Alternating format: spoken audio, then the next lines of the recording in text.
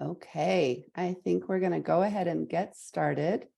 Thanks so much for joining us today. Welcome, everyone. My name is Kristen Schaefer. I'm the director of CHE, the Collaborative on Health and the Environment. I'm zooming in from San Jose, California, on Ohlone traditional territory. We invite you to drop a note in the chat introducing yourself and where you're zooming in from if you'd like to. I'm going to kick us off with a few bits of housekeeping before handing things over to today's moderator. So CHE is a member group of the EDC Strategies Partnership, which is bringing you today's webinar. Partnership members include Healthy Environment and Endocrine Disruptor Strategies, or HEEDS, the Biomonitoring Resource Center, and the Health and Environment Alliance, or HEAL. CHE also hosts science discussion listservs and supports other collaborative programs focused on promoting environmental health and justice. For those of you who called in on the phone, we've posted slides to accompany today's webinar on our website. You can download the slides by going to today's webinar page. You'll find the link in the upcoming webinar section of our homepage at healthandenvironment.org. Then click on the slides and resources section of the webinar page. I'll also drop the webpage link in the chat for those who are online. We'll disable the chat once we get started so everyone can focus on the presentation, but please do type any questions you have for the speaker in the Q&A box at any point during today's presentation, and we'll get to as many comments and questions as we can. We're scheduled to the session is scheduled to last for 30 minutes, though we may go a bit over depending on our Q&A session. And also this webinar is being recorded for our archive. With that, I'll hand it over to today's moderator, Sarah Howard, Program Manager with HEEDS, which is a project of Environmental Health Sciences. Sarah is also a member of CHE's advisory team. Sarah, take it away. Thank you, Kristen. Hi, everybody. Welcome. So this webinar is also part of a series called the Young EDC Scientist Showcase, which is sponsored by HEEDS and CHE, and we started this at HEEDS as an opportunity for early career scientists to present their research. This is our 8th webinar in the series. If you want to sign up for announcements of future webinars, you can go to heeds.org and sign up for the HEEDS newsletter, and we'll announce them there. So today our topic is embryonic BPA exposure and liver disease in multiple generations. And the talk, after the speaker speaks, we'll be having the question and answer session. And so like Kristen said, put your questions in the Q&A, and then I'll read them out for the speaker at the end. So today's speaker is Sourav Chakraborty. He is a PhD candidate in the Bhandari Laboratory at the University of North Carolina, Greensboro. He completed his MS degree in biology from Southeast Missouri State University, and his research focuses on figuring out how exactly exposure to BPA during development can lead to non-alcoholic fatty liver disease in offspring, and how these effects are transmitted to multiple generations. So, Sourav, are you ready? You may begin.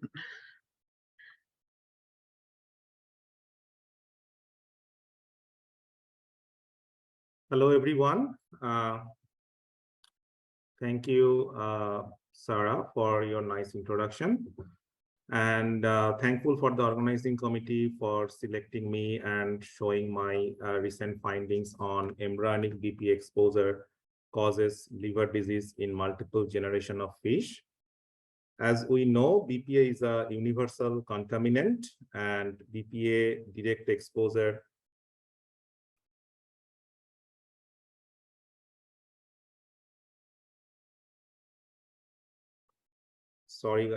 okay. So yeah, sorry for the technical glitch. I was not able to go forward. So direct exposure effect of BPA has been found to interact with several receptors in the organisms, and those are the diseases associated with the receptor interaction. So when it interacts with the estrogen receptor, it causes reproductive diseases in females, and also interaction with androgen receptor, it causes male fertility defects. And also it interacts with several other receptors, let's say thyroid receptor, glucocorticoid receptors, GPR30, all of them are involved with metabolic disorders. And transcription factor is another layer where the BPA can also interact with transcription factor in expression. So human studies, especially the epidemiological survey, has been found that there is a strong association between the BPA exposure with a metabolic alteration, reproductive disorder, neurological disorder, and endocrine disorder. Not only in the human studies, and there are several animal model studies where direct exposure of BPA has been found to develop several metabolic and reproductive diseases into the immediate generation. In my next slide, here I'm going to focus more on indirect exposure effect of BPA and talking about more transgenerational. So here is a nice logo. We are very happy to see that BPA free.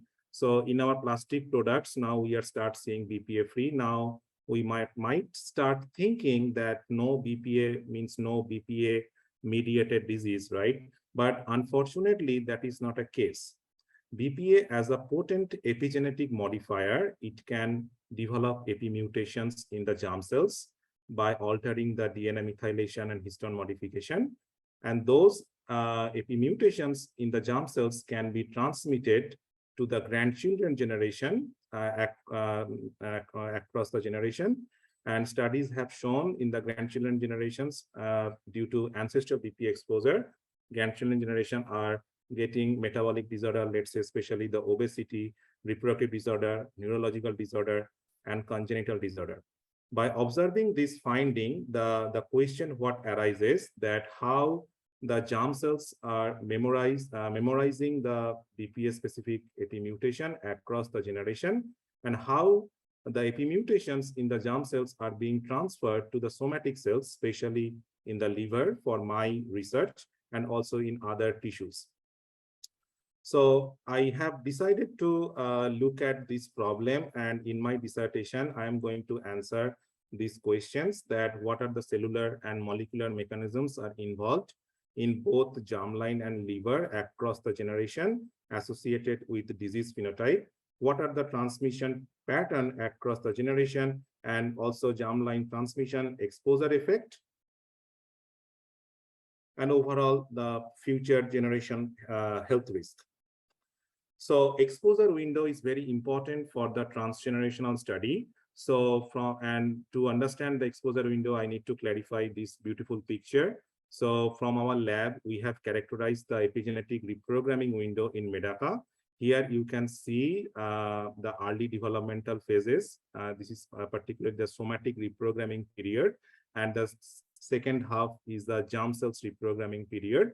And the orange line is a DNA methylation dynamics for the Medaka, and for the blue dotted lines are for the mice.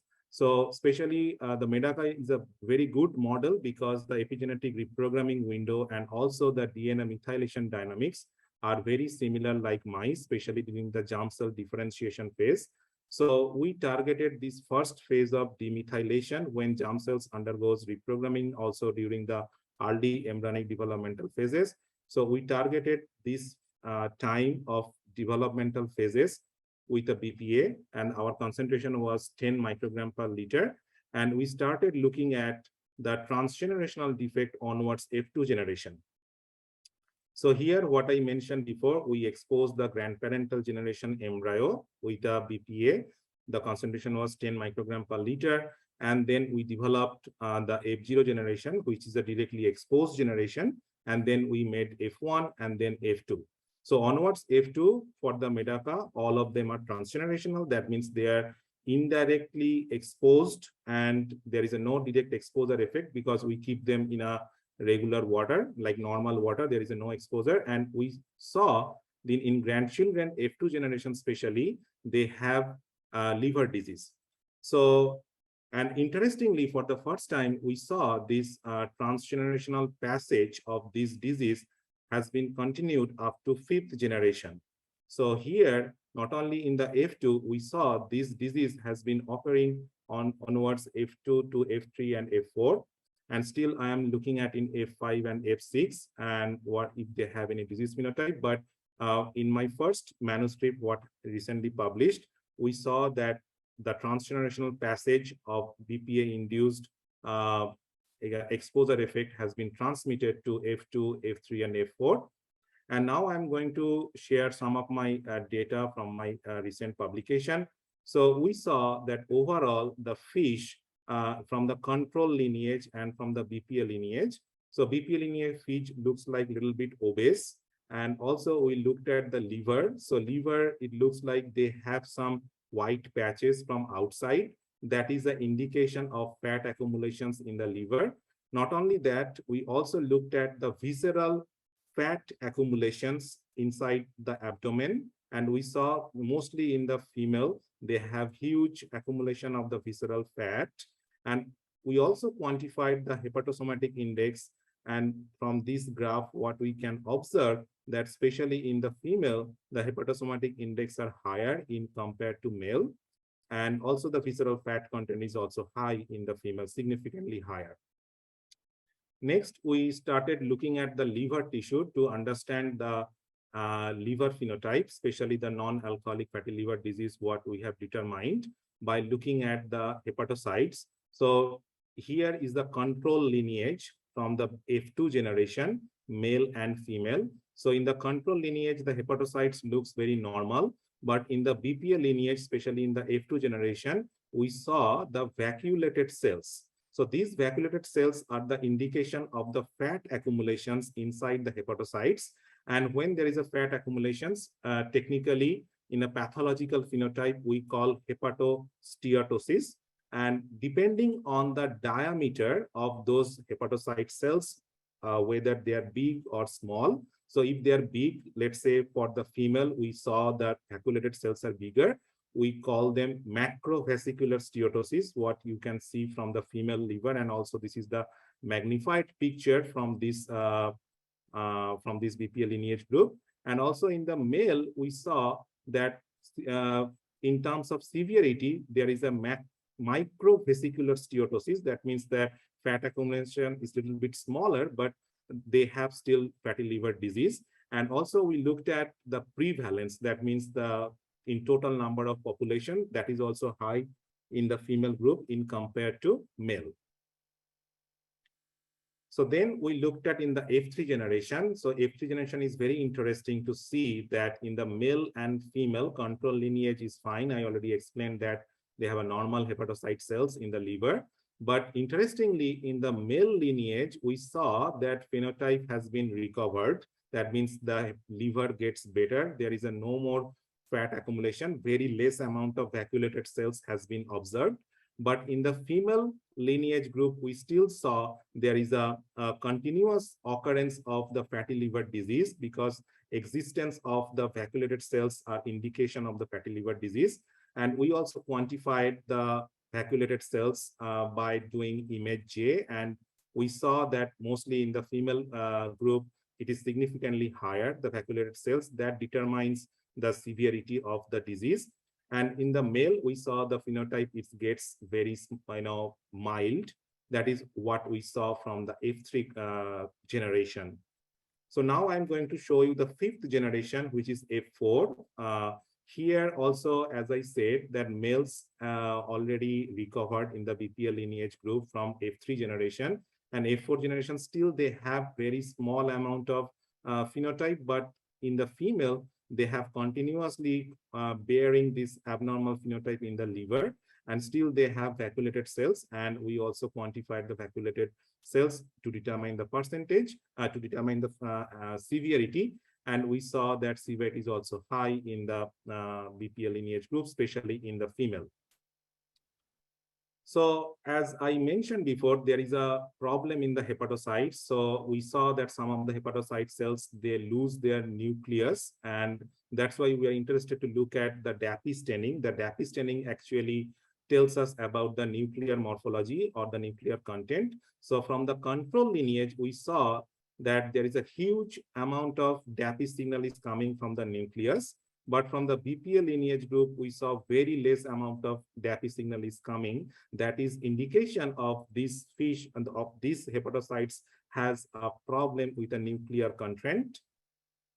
And then we are interested to look at, to characterize that how much fat depositions are there in those BPA lineage male and female group. So especially here we characterized in the F2 generation. So here is my control lineage. We applied a particular stain, which is oil and red, that specially stain the fat deposition. And we saw in the male and female, they have this orange droplet kind of appearance. So those orange colored droplet is an indication of the fat deposition in the liver. And also in the later on, we quantified these fat depositions by image analysis, and we found that fat deposition is higher, like 13% in the female in compared to male. Next, we started thinking about whether this NFLD has a more progressive stage or advanced stage or not.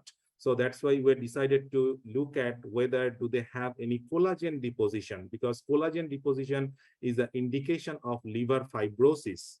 Okay, so for the male liver, we did not see any collagen deposition because we used a stain, and that stain particularly stain the collagen fiber. But interestingly, when we looked at in the female liver, we saw those blue line patches. Those blue line patches are the indication of the collagen fiber depositions in the liver. That is the indication that in the F2 generation, that NFLD, what transgenerationally inherited into the grandchildren generation, they are advancing to the more severity in terms of liver health. In this figure, we looked at that whether do they have any cell death mechanisms, especially the apoptosis are going on or not. So we applied some antibodies, especially the FAS. So FAS is a antibody what we used, and we saw there is an immunoreactivity from both male and female liver from the F2 generation. And also we quantified the FAS gene expression by doing qPCR, and also we saw that in the female group, the gene expression pattern is significantly higher. That is an indication of, especially in the female group, the apoptosis mechanisms, the cell death mechanisms are going on in the liver cells. So next we think about what is happening in the molecular level. So that's why we picked up some genes, and those genes are involved with the lipolytic and lipogenic genes. So especially the PPAR alpha and CPT2, those are the lipolytic genes. So we saw that in the female lineage, especially in the F2 group, F2 generation, the PPAR alpha, these particular genes are highly downregulated, and also the CPT2. But however, the lipogenic gene, what we used here to check, which is SCD, sterile co-desterase, that's the lipogenic gene that is highly upregulated. So that is the indication of that there is an abnormality in the lipolytic and lipogenic pathway in the liver. So there is a, maybe there is a fat oxidative like fat digestion, or the lipolytic pathway is somehow perturbed, and more lipogenic genes are highly upregulated. That means it could help in accumulation in the fat in the liver. So now my ongoing work, what I'm trying to interest that to see that finding the BPA specific epigenetic mark on the germ cells, which are transmitted across the generation, and what are and their passage to the somatic cells. Because I'm working with liver, I'm trying to find out what are the epimutations involved in the germline cells that are carrying that diseases across the generations in the liver. And also I'm trying to find out a mitigation strategy for removal of epigenetic effects in the liver and germline before the onset of the phenotype. So with all, I want to really thankful to my whole team, especially Dr. Ramji Bhandari, and I'm really happy to have the grant funding to accomplish my research. And I would like to have your questions, and thank you for your attention. Thank you. Great, really interesting. So everybody, you can put your questions in the Q&A, and while we wait for some questions, I'm going to ask a few. I was wondering, as soon as I saw this paper, were there any effects in the F0 or the F1 generation, like right off the bat?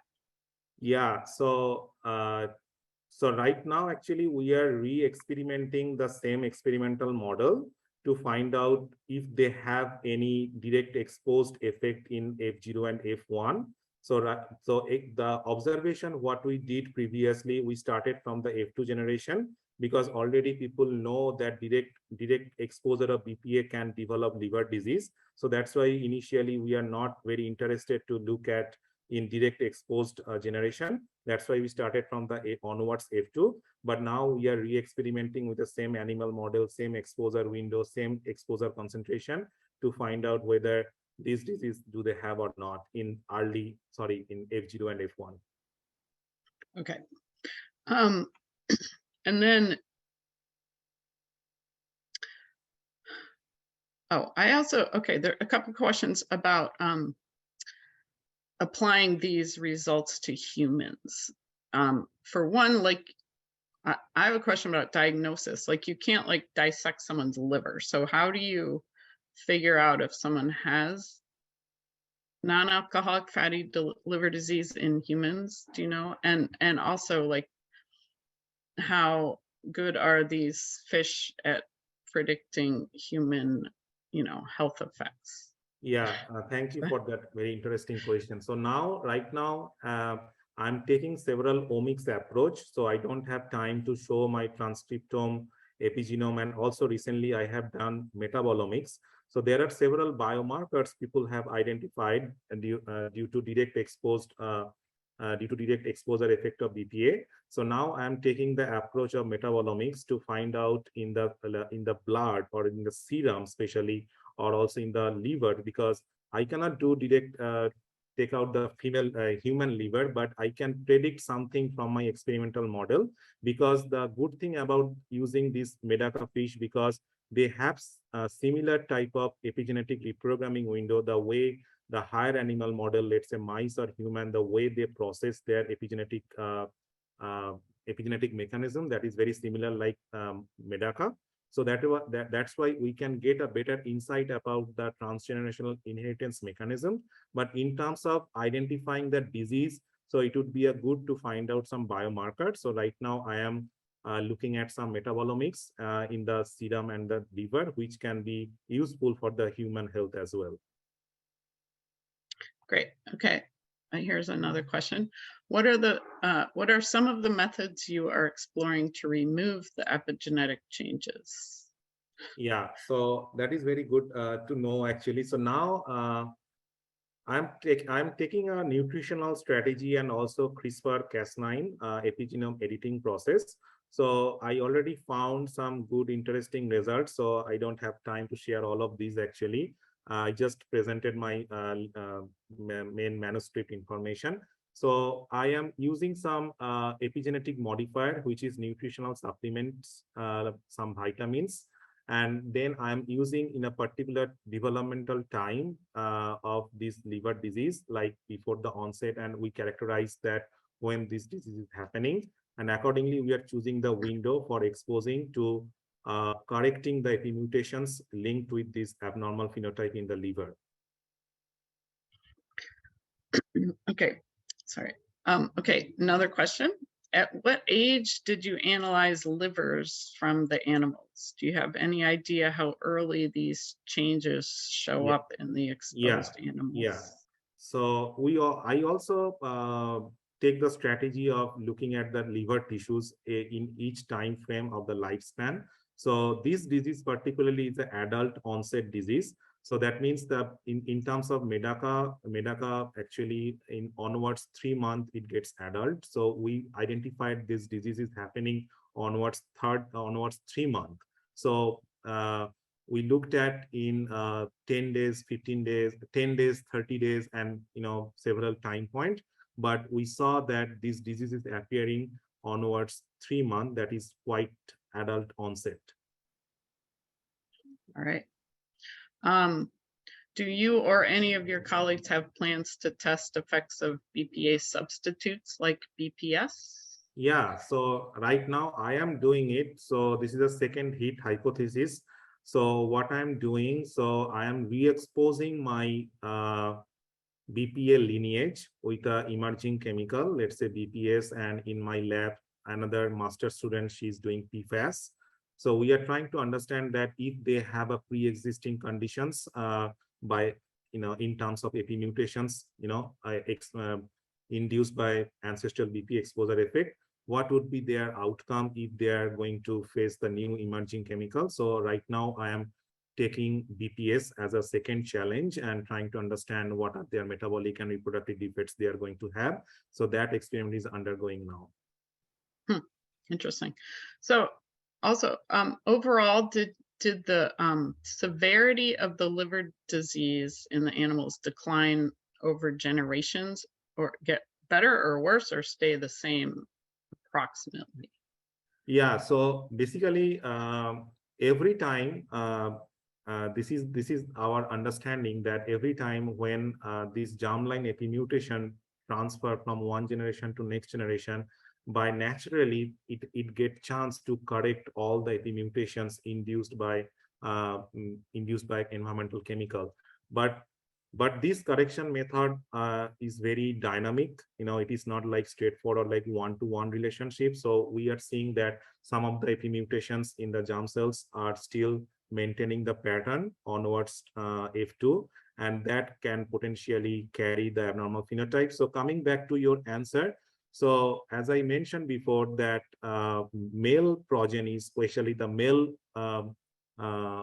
members from F3 generation and F4 generation, we saw that the disease actually recovered by itself naturally. That means some of the AP mutations in the male liver may be naturally corrected, but in terms of female, they're still persisting, and that's why they are carrying this abnormal phenotype, down the line and down the generation. Huh. Is that similar to other studies on transgenerational exposure?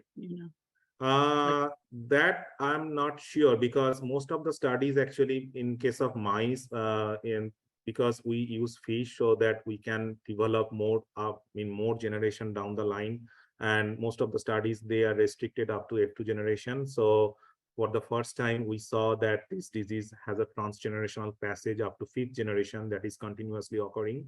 But yeah, so I am not sure about it actually. Yeah. And one more question. Someone asked, is this the same BPA? Is it identical to the BPA found in plastics, right? I assume. Yeah, so initially from our previous experiment from our lab, we looked at 10 microgram per liter, and then we saw a lot of reproductive defects. And then we start thinking about what is going to happen in the low dose concentration, because that concentration is heavily environmentally relevant, so 10 microgram per liter. And that concentration we have used to look at whether this low dose of concentration can still develop AP mutations in the germ cells, which can be transmitted to the somatic cells and can be linked with some abnormal phenotype in the liver or in other body parts. All right. All right. I think we are at the end of the time, and I think that's all the questions. And so I would just like to thank you very much. This was really interesting, and I'm going to hand it back over to Kristen. Great. Thank you so much, Sarah. And thank you to Sourav for sharing this important work, really interesting. And thanks also to everyone for the excellent questions. I have just a few quick announcements as we wrap up. First of all, I wanted to let you all know a video recording will be available on Che's website soon, and everyone who registered for today's session will receive an email containing a link to the video. Please keep an eye out for details on the next EDC Strategies Partnership call in January. You'll find details on the Che website at healthandenvironment.org as soon as they're available. And also, just a quick note, this is Che's 20th year, and we're marking the anniversary in various ways, including a series of informal conversations with leading researchers and innovators in the field of environmental health and justice that we're calling Che Cafes. Our next cafe will be a conversation with Dr. Linda Birnbaum and Dr. Amizota about the future of environmental health sciences, and that will be on January 13th at 10 a.m. And it will be co-hosted with a new school at Commonweal. I hope you can join us. For those who are online, I'll drop that link in the chat in a moment. We encourage you to support the work of any and all of the groups involved in the EDC Strategies Partnership. You'll find links to each group on CHE's partnerships page. If you appreciate these webinars, please consider a tax-deductible donation to CHE and/or any of these partners. And with that, I'd like to again thank Sourav for taking time to share these findings with us today, Sarah for your always excellent moderation, and also my colleague Rachel Massey for behind-the-scenes support today. And thanks to all of you for joining us.